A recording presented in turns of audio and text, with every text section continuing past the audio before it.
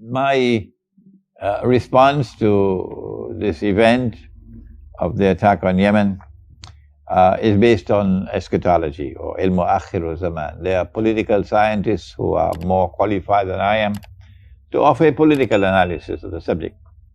Mine is eschatological, and I devote attention to a hadith of the Prophet ﷺ, in which he gave to us a triangle of Akhirul Zaman.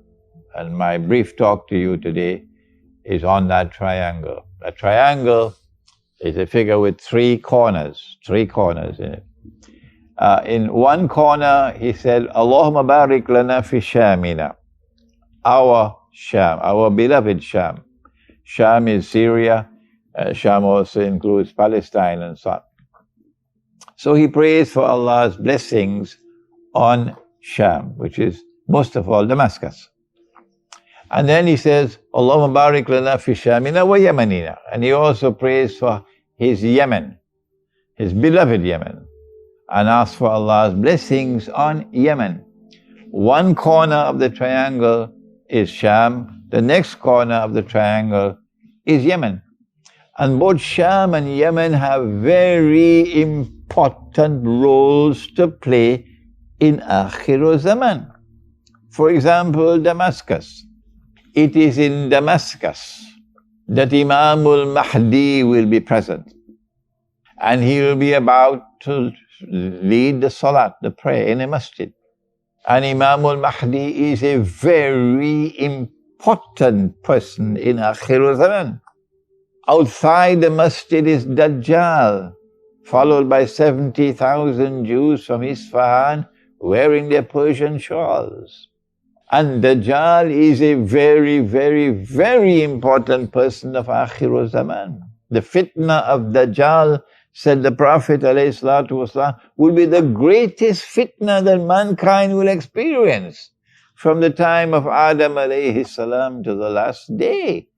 And so the ulama of Islam have an absolute duty to be teaching and explaining the subject of Dajjal from the mimbar, Jummah after Jummah, because this is the greatest fitna of all. Not only do you have Imam al-Mahdi in Sham, in Damascus, and have Dajjal also present at the same place in Damascus, in Sham, when the Imam is there. But number three, that Nabi Isa alayhi salam, Jesus, returns right there, the same spot, where the two of them are there. So three important people of Akhir Zaman are all in Sham at the same time. And so this corner of the triangle is of absolutely supreme importance, Sham. And this is the corner that he refers to, sallallahu ta'ala alayhi wasallam, as our Sham, Shamina. What about the other corner, Yemen? He refers to it as our Yemen, therefore our beloved Yemen. This also is a very important corner. Why? Because one of the signs of the last day, major signs of the last day, is that Yemen has a very strategic role to play in Akhir Zaman. A fire is going to come out of Yemen, said the Prophet ﷺ. State Department in the United States not going to like this at all. Oh no. A fire is going to come out of Yemen. Britain and France can do what they want, they can't stop it. A fire is going to come out of Yemen and drive people to their place of assembly for judgment. Those who have been traitors, betrayed Islam, joined with the Judeo-Christian Zionist alliance, which Allah had prohibited. لَا تَتَّخِذُوا الْيَهُودَ وَالنَّصَارَى أَوْلِيَاءَ بَعْضُهُمْ أَوْلِيَاءُ بَعْضٍ. Do not turn to such Jews and such Christians as your friends and allies, who themselves are friends of allies of each other in a Judeo-Christian Zionist alliance.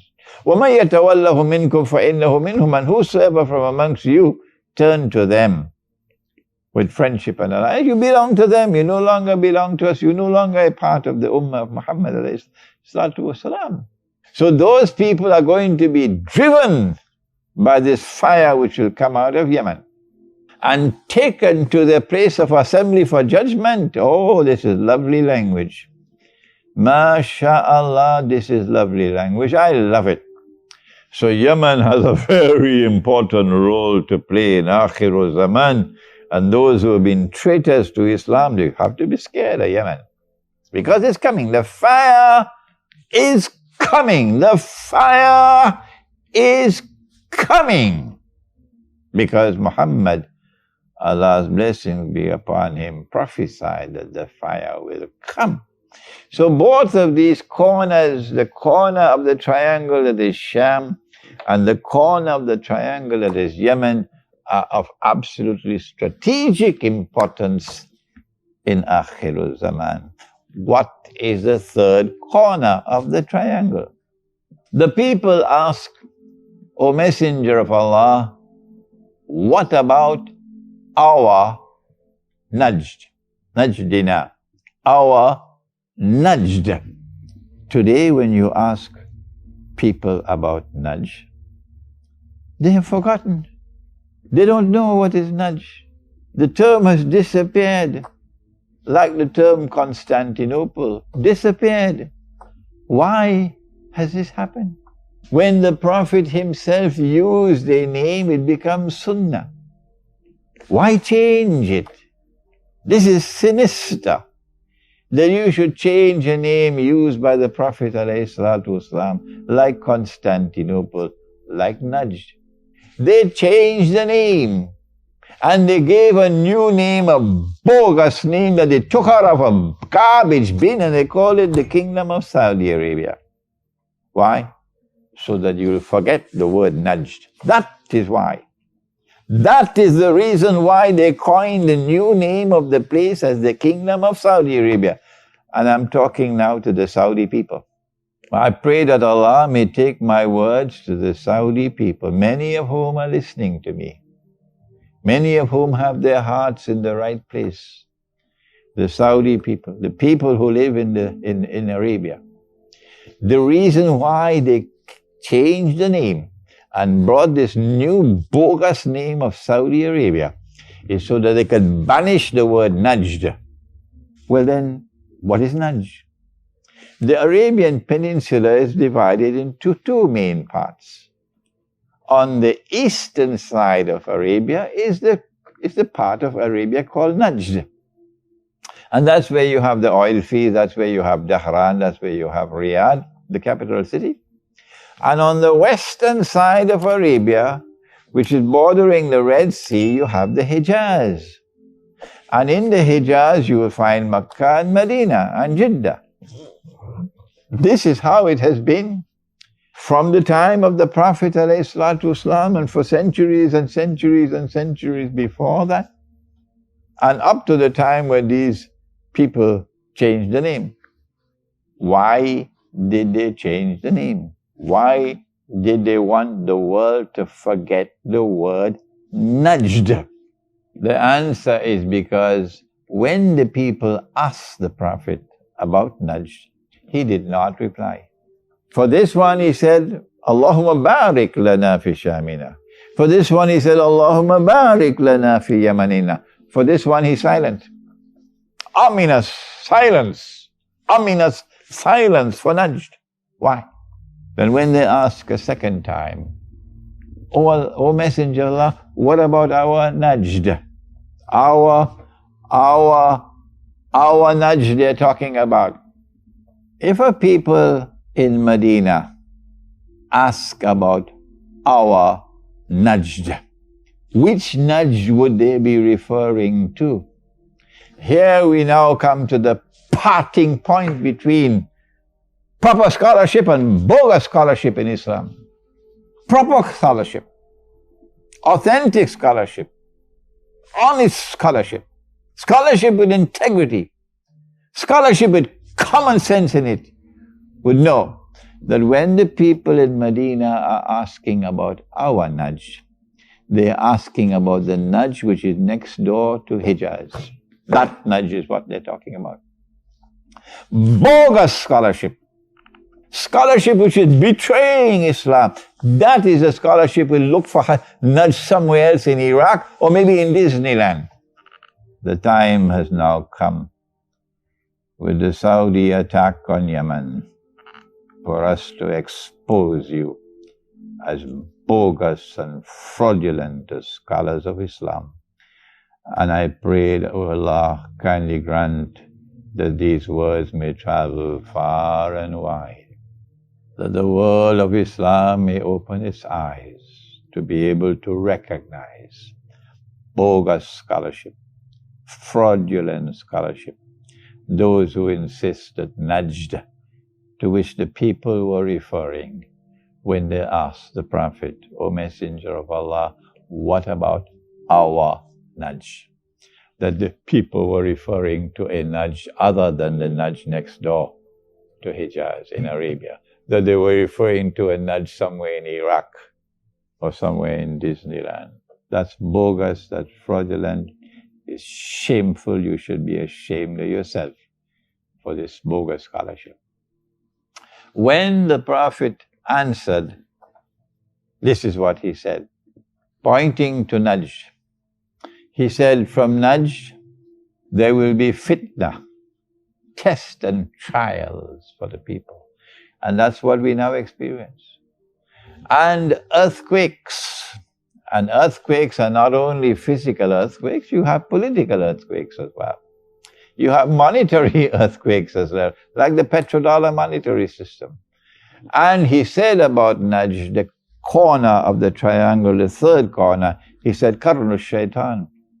Qarn means a horn, but Qarn also means an age, a period of time. Methodology, that is proper methodology, is to go first to the Qur'an. And when we go to the Qur'an, we find that every time that Allah uses the name, the word Qarn, He always uses it to mean an age or a period of time. And He has never used the word Qarn to mean a horn. And so we conclude that when the Prophet said about Najd, the third corner of the triangle, that this is Qarnu Shaitan, we say that's the satanic age. So this corner and this corner, Barakah, and that corner, this satanic age. So why are they hiding it? Why this bogus scholarship telling us that Najd is somewhere in Iraq or in Disneyland? Why? The answer is because the unholy Saudi Wahhabi alliance, which has hijacked the world of Arabia and taken Arabia into the hands of the Zionists. That unholy alliance of the Saudi family and the Wahhabi movement has come from Najd. It is Najdi. At the same time that the body of Fir'aun was discovered in 1898. And Allah says in the Qur'an about the body of Fir'aun, بعد أعوذ بالله من الشيطان الرجيم الآن وقد عصيت قبل وكنت من الغافلين فاليوم ننجيك ببدنك لتكون لمن خلفك آية وإن كثيرا من الناس عن آياتنا لغافلون. When the body of Fir'aun is rediscovered, when it resurfaces on a historical process, then history will repeat itself. لِتَكُونَ لِمَنْ خَلْفَكَ آيَةً. That the people who live the same way you live will die the same way you died, Fir'aun. And so the body of Fir'aun being discovered meant that the countdown, the last countdown of Akhiru Zaman had commenced. And precisely 4 years after the body of Fir'aun was discovered, the Najdi Saudi family came and took Riyadh in 1902. So this is not by accident that in 1902 the Saudis came and took Riyadh. And the Qarnu Shaitan now begins. The Saudi Wahhabi alliance is Qarnu Shaitan. They have brought the age of Satan, the satanic age. This is the triangle of Akhirul Zaman. And now that they have come out from behind the parda, behind the hijab, to attack Yemen, we say that this is the beginning of the end of Saudi Arabia. But at the end of it all, the attack on Yemen, in which so many of our people are becoming shuhada. So many are becoming shuhada because of your cowardly attack on them from the air. You're too afraid to come on the ground to fight them. No, you're cowards. And the people of Saudi Arabia will not fight their own brothers. No. So the Saudi family is bombing from the top. And as you bomb the people and innocent people are killed, they become shuhada. And those who are doing the bombing and go to the hellfire. We say, this is the triangle of Akhirul Zaman. And from this will emerge the fire from Yemen, prophesied by Muhammad alayhi salatu wasalam, which will liberate the Arabian Peninsula and drive them to their place of assembly for judgment. And we can't wait for that.